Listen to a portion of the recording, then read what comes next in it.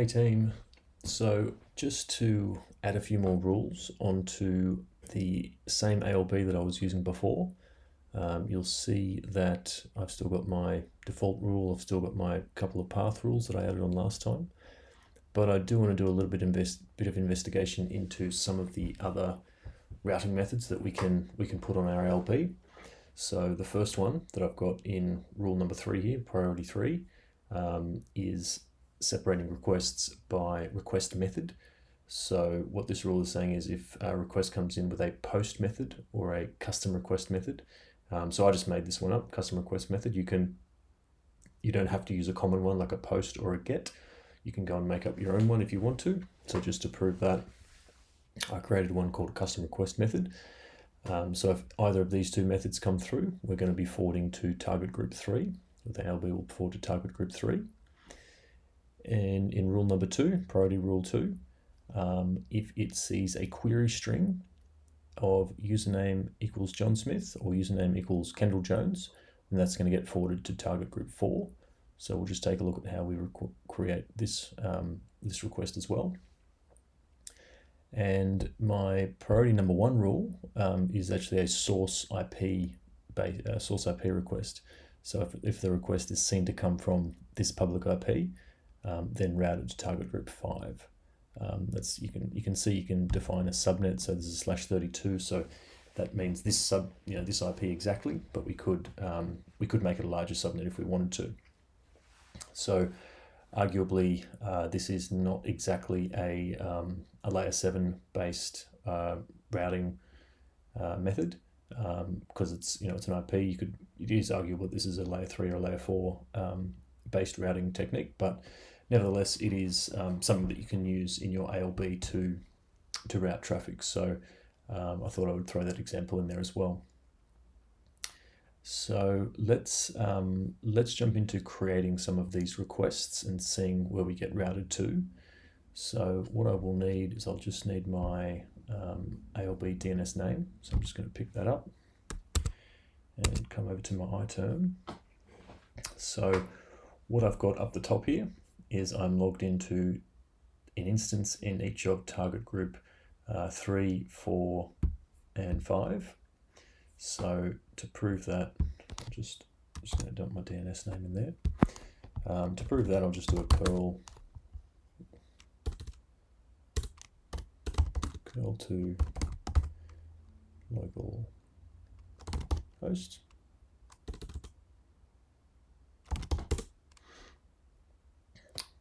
Just being not so responding at the moment. So curl to localhost, and you can see I'm on target group 3, or an instance in target group 3. There's only one instance in each. Just do another curl to localhost here. You can see I'm on target group 4, and curl to localhost here. I'm on target group 5. So let's try and use the rules that I've set up to route to each of these target groups. So what I want to do to make things clearer, I'm going to put on that same TCP dump, just so we can be sure of where each request is being routed to. So if you remember from last video, that command was sudo TCP dump TCP port 80, and I'm going to turn DNS names lookup off, and I'll turn verbose output on, so I can see the post or the methods and the query strings, things like that, inside the HTTP request. And I'm going to grep for HTTP /1.1.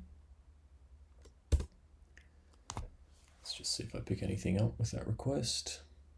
So we should just see our health checks coming through from our ALB at this stage. Yep, so there's our health checks. So I'm going to run this, I'll just leave this running on each of my instances. And I'll run it on target group 5 as well.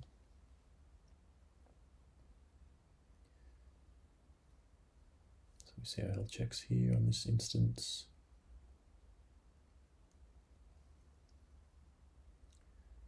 Just confirm I do get some health checks. Yep, cool. Okay, so I get my health checks coming through on all those instances. Now let's test our first rule to this target group, which, if you remember, just jump back, was this rule here. So if we define a post or a custom request method, then it should go through to target group 3. So the way we do that, I'll just come here into this is my local box here. So I'm going to run a curl, I'll put verbose on, HTTP, it's my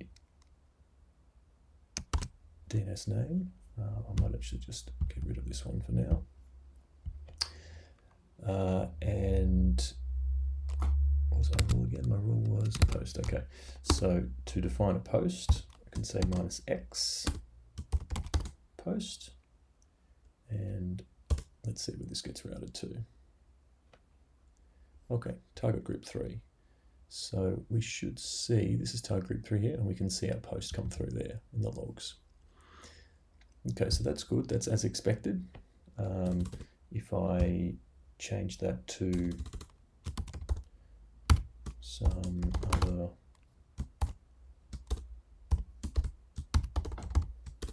method,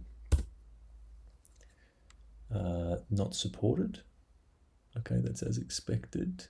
Can't exactly tell which instance that went through to, but what I do want to check is is it going to send my custom method, this one here, is it going to send that through to that same target group?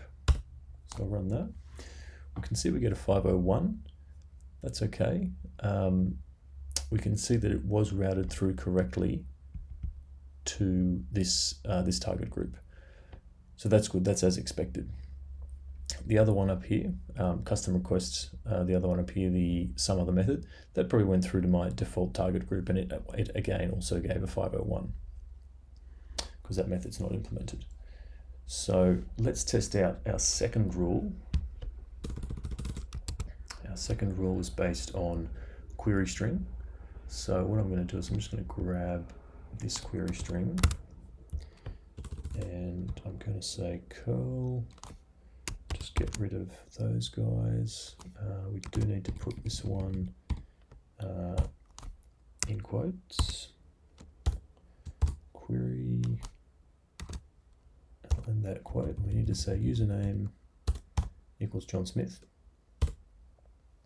And you can see that request come through on this target group 4 straight away. Now, the other username that I had was Kendall Jones, so I'll just grab that.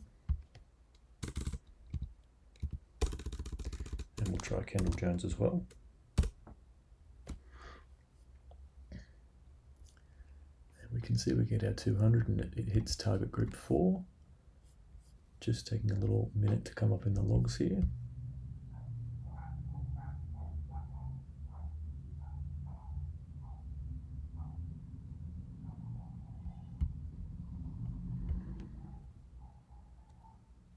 There we go, there it is. Okay, so if I try some other request, I'll try Kendall Jones 22. This goes through to our default target group. So that's all working as expected. Now, the last one, the last filter that I set up was based on source IP. So if I run, as we can see, if I run a standard request from my local box, I'm not sure exactly what the IP is, but it is certainly not this one here. Now I have set up this IP. This is another instance that I have. So let's jump onto that instance. SSH, actually I have a shortcut set up for this box anyway.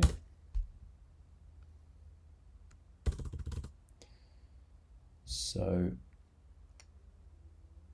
that's the correct public IP.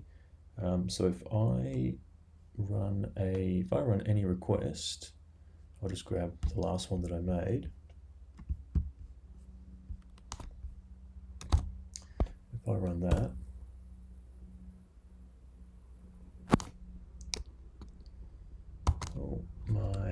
security group on the ALB itself is blocking it. So let's just allow that IP. I just need to allow this IP on my security group, it looks like. ALB SG, I'll just quickly allow that.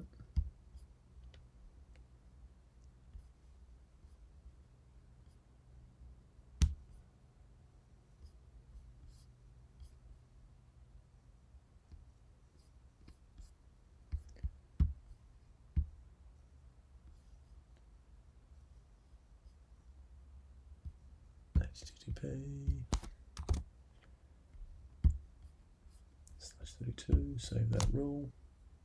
So let's try this again. Okay, there we go. So it's now allowed, and because it's coming from that source IP, we can see it hitting target group 5 over here. So no matter what we run, even if we run like one of the old rules, like say a path-based route, I think the old rule for path-based routing, let's have a quick look, was path 1. Let's try that. Path 1. Oops.